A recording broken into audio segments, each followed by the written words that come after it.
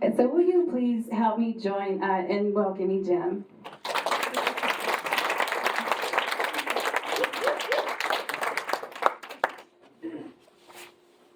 All right. Wow, look at you guys, all smiling. That's cool. Anybody know this guy? Who is this guy? There was a time in my life when I asked God, I said, why can I not be loved? And I'm looking out here and I see some real personal friends. And I'm like, wow, God, things have changed a lot in the last 10 years because of what you brought me through. And I'm grateful. I'm very grateful for what he brought me through. So I'm going to explain a little bit of that. And I'm going to explain a few of these things to you too. Okay, so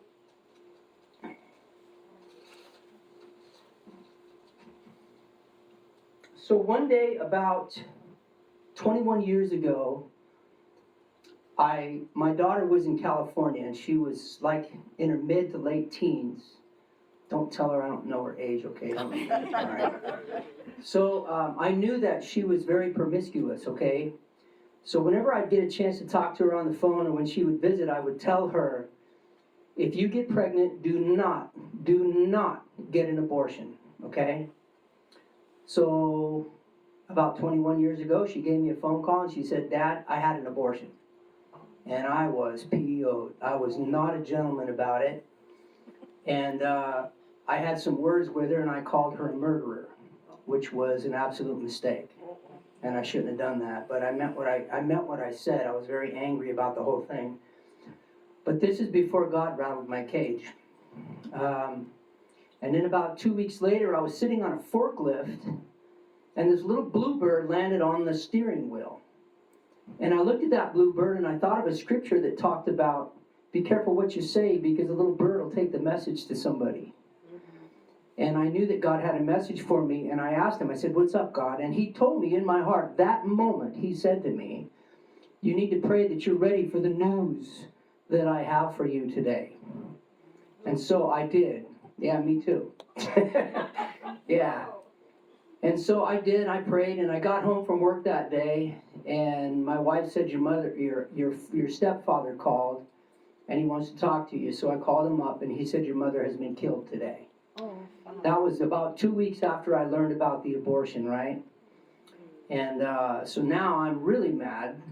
I'm telling God what an SO, I was calling him a few names, and I wasn't nice about it. And I just couldn't understand why God would allow this world to be so jacked up that a guy gets to lose his grandson or granddaughter to abortion, and why God would take my mother.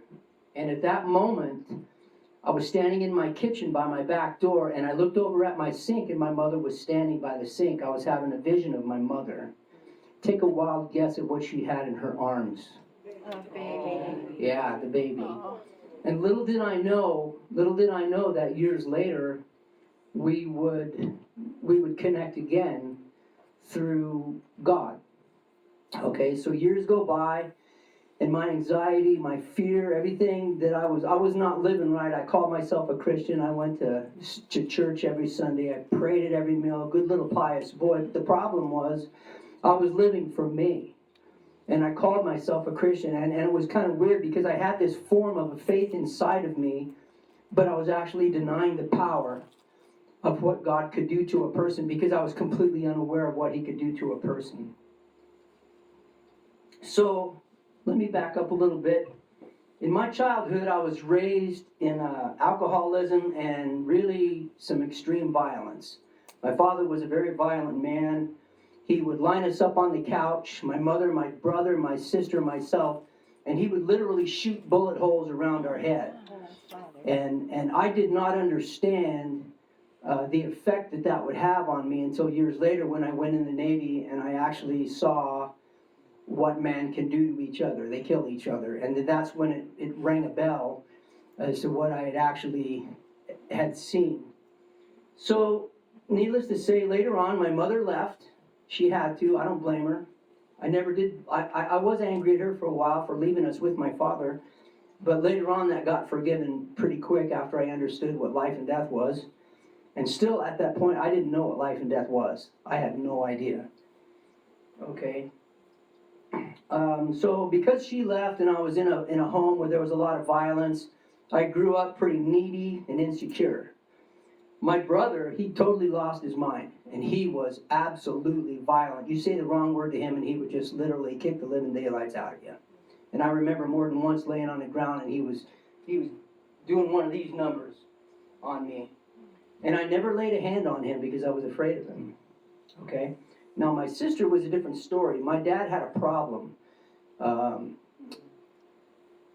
God rest his soul. My sister tried to tell me that my father had made sexual innuendos towards her. And I told her where to get off because I wasn't about to listen to it. I just thought it was some kind of insecure crap coming out of her mouth, but I did not listen to her. Later on in the years, one day, the Lord said to me, you need to shut your mouth and listen to your sister. And this is well after his death. It was after my near-death experience, and so I did. And God put her and I together again after years and years and years, where she wrote on my naval picture, deceased. She hated me that much, and I hated her. But when I finally shut my mouth and humbled myself a little bit, and I listened to her, and I listened to her story, it was the beginning of God really putting things together in my mind, showing me how to humble myself and listen to people, which I think, in retrospect, was a precursor to working in the jail. Yeah. But I didn't know that at the time because how would I know the future, right? Okay. So I joined the Navy at 17. I got educated. And then one of the things that happened while I was in the Navy,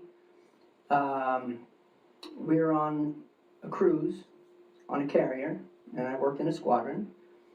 We got information about the Hezbollah, that they were in these two buildings. Well, I loaded the target information for these two buildings, and we went in there and we just absolutely blew these two buildings to nothing but rubble. There were big holes in the ground. And then when the pictures came back of the mission, they weren't full of the Hezbollah, they were full of a bunch of women and children. Dogs, cats, goats. And we cheered. We were happy. That just blew my mind. But I was a young man at the time, and God still didn't get a hold of me, but he was working on it. So I went through marriage number 1. I went through marriage number 2. I went through marriage number 3, and I was a real messed up guy. Towards the end of my third marriage, I was so filled with anxiety and fear and anger and despair. I walked over to a window in my house, and I said, God, if you don't change me, I'm going to die like this. I was totally addicted to porn. I was addicted to money. I was addicted to business. I was addicted to material things. And but I was still the good little pious Christian boy going to church every Sunday. It made me sick.